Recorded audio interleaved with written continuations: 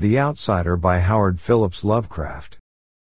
That night the Baron dreamed of many a woe, and all his warrior guests, with shade and form, of witch and demon and large coffin worm, were long be-nightmared.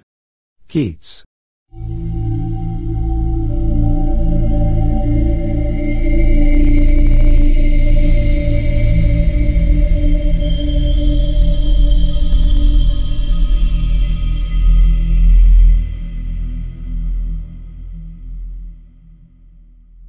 Unhappy is he to whom the memories of childhood bring only fear and sadness. Wretched is he who looks back upon lone hours in vast and dismal chambers with brown hangings and maddening rows of antique books, or upon odd watches in twilight groves of grotesque, gigantic, and vine-encumbered trees that silently wave twisted branches far aloft. Such a lot the gods gave to me, the dazed, the disappointed, the barren, the broken. And yet I am strangely content, and cling desperately to those sere memories, when my mind momentarily threatens to reach beyond to the other.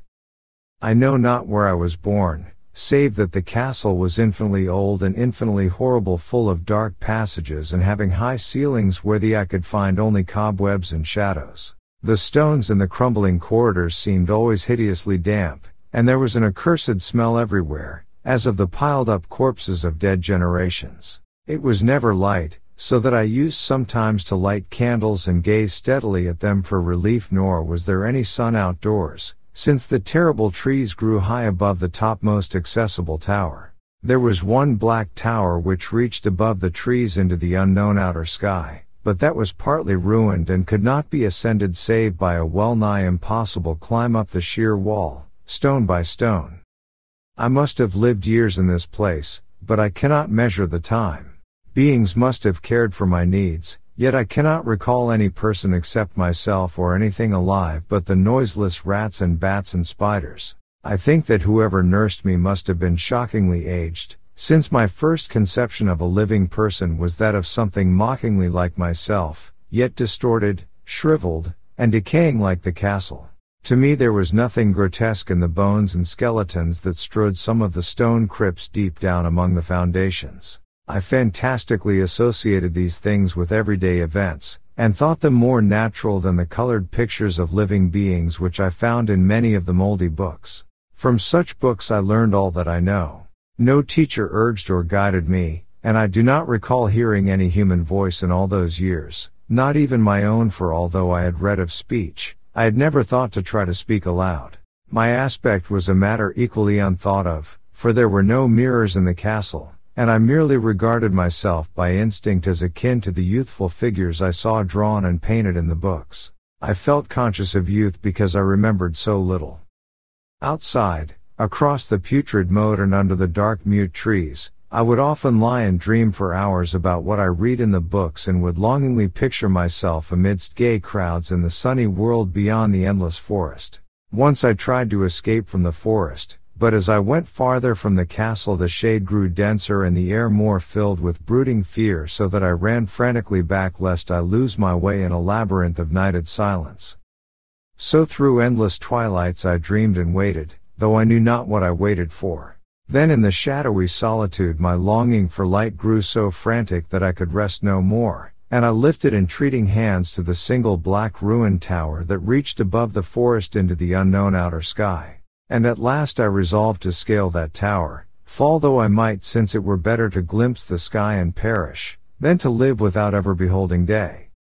In the dank twilight I climbed the worn and aged stone stairs till I reached the level where they ceased, and thereafter clung perilously to small footholds leading upward.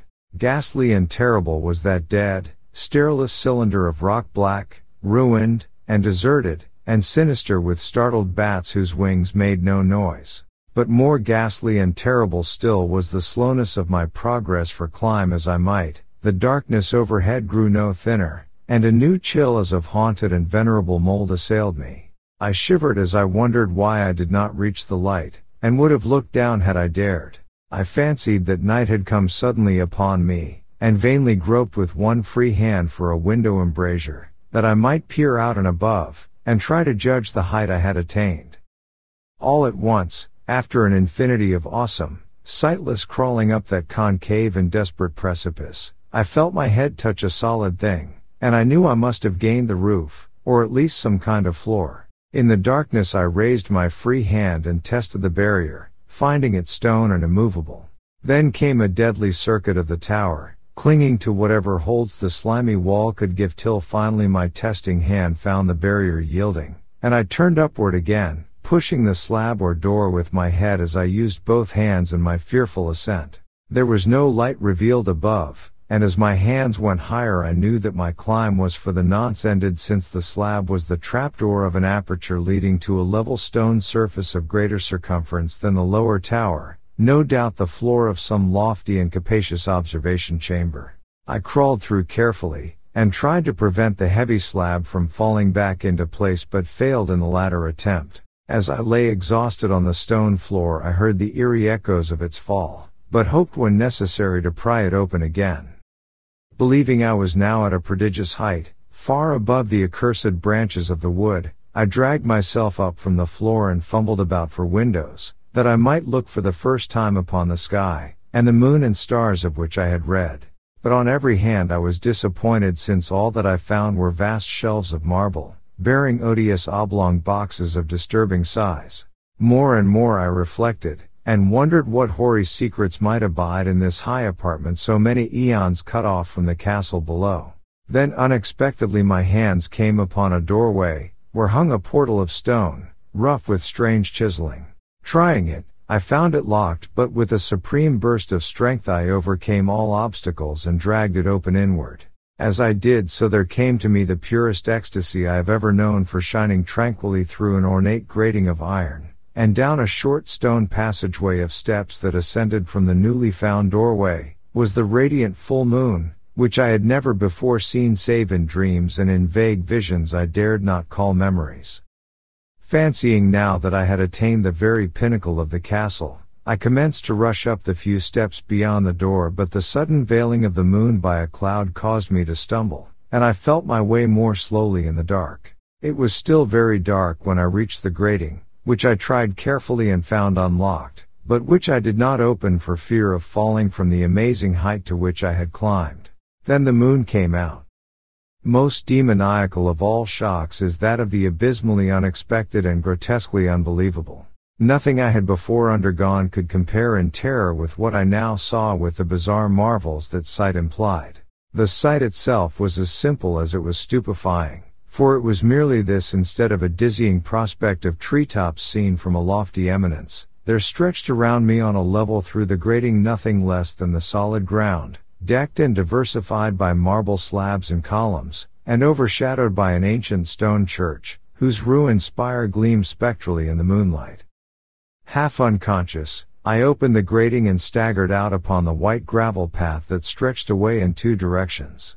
My mind, stunned and chaotic as it was, still held the frantic craving for light, and not even the fantastic wonder which had happened could stay my course. I neither knew nor cared whether my experience was insanity, dreaming, or magic, but was determined to gaze on brilliance and gaiety at any cost. I knew not who I was or what I was, or what my surroundings might be, though as I continued to stumble along I became conscious of a kind of fearsome latent memory that made my progress not wholly fortuitous. I passed under an arch out of that region of slabs and columns, and wandered through the open country, sometimes following the visible road, but sometimes leaving it curiously to tread across meadows where only occasional ruins bespoke the ancient presence of a forgotten road.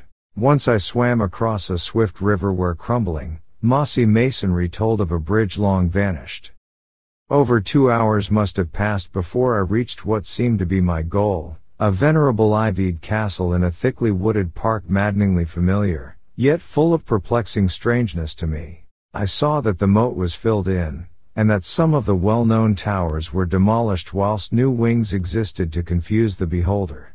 But what I observed with chief interest and delight were the open windows, gorgeously ablaze with light and sending forth sound of the gayest revelry. Advancing to one of these I looked in and saw an oddly dressed company, indeed making merry, and speaking brightly to one another. I had never, seemingly, heard human speech before, and could guess only vaguely what was said. Some of the faces seemed to hold expressions that brought up incredibly remote recollections, others were utterly alien.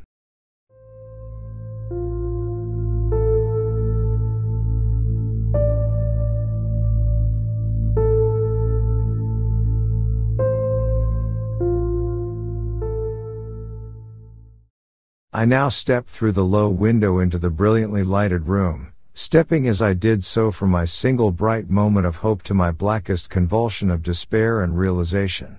The nightmare was quick to come, for as I entered, there occurred immediately one of the most terrifying demonstrations I had ever conceived. Scarcely had I crossed the sill when there descended upon the whole company a sudden and unheralded fear of hideous intensity, distorting every face and evoking the most horrible screams from nearly every throat. Flight was universal, and in the clamor and panic several fell in a swoon and were dragged away by their madly fleeing companions. Many covered their eyes with their hands, and plunged blindly and awkwardly in their race to escape overturning furniture and stumbling against the walls before they managed to reach one of the many doors. The cries were shocking, and as I stood in the brilliant apartment alone and dazed, listening to their vanishing echoes, I trembled at the thought of what might be lurking near me unseen. At a casual inspection the room seemed deserted, but when I moved toward one of the alcoves I thought I detected a presence there, a hint of motion beyond the golden arched doorway leading to another and somewhat similar room.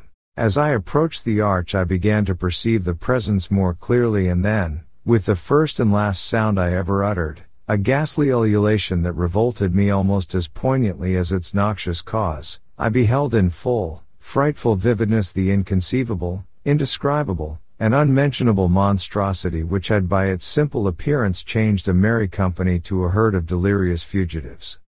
I cannot even hint what it was like, for it was a compound of all that is unclean, uncanny, unwelcome, abnormal, and detestable.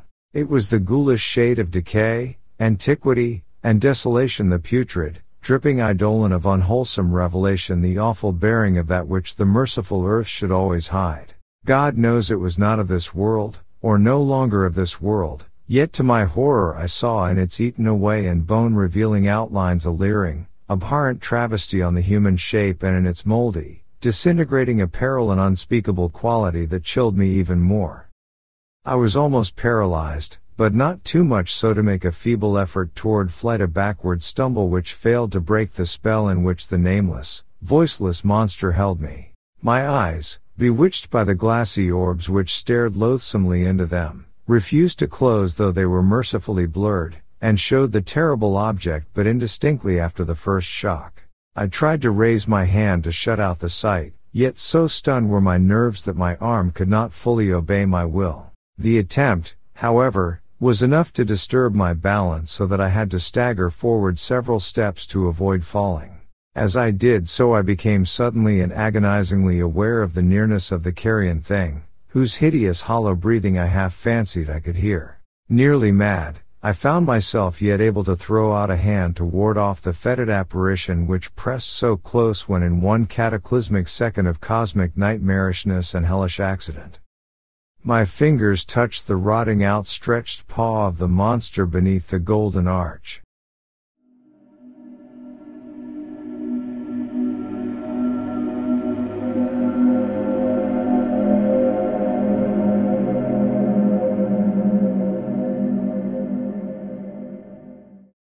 I did not shriek, but all the fiendish ghouls that ride the night wind shrieked for me, as in that same second there crashed down upon my mind a single and fleeting avalanche of soul-annihilating memory.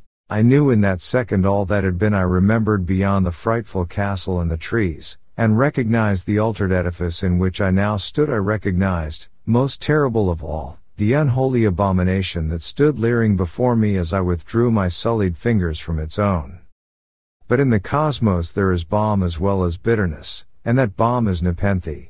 In the supreme horror of that second I forgot what had horrified me, and the burst of black memory vanished in a chaos of echoing images. In a dream I fled from that haunted and accursed pile, and ran swiftly and silently in the moonlight. When I returned to the churchyard place of marble and went down the steps I found the stone trapdoor immovable, but I was not sorry, for I had hated the antique castle and the trees. Now I ride with the mocking and friendly ghouls on the night wind, and play by day amongst the catacombs of Nephron-Ka in the sealed and unknown valley of Hadath by the Nile. I know that light is not for me, save that of the moon over the rock tombs of Neb, nor any gaiety save the unnamed feasts of Nitocris beneath the great pyramid. Yet in my new wildness and freedom I almost welcome the bitterness of alienage. For although Nepenthe has calmed me, I know always that I am an outsider, a stranger in this century and among those who are still men. This I have known ever since I stretched out my fingers to the abomination within that great gilded frame, stretched out my fingers and touched a cold and unyielding surface of polished glass.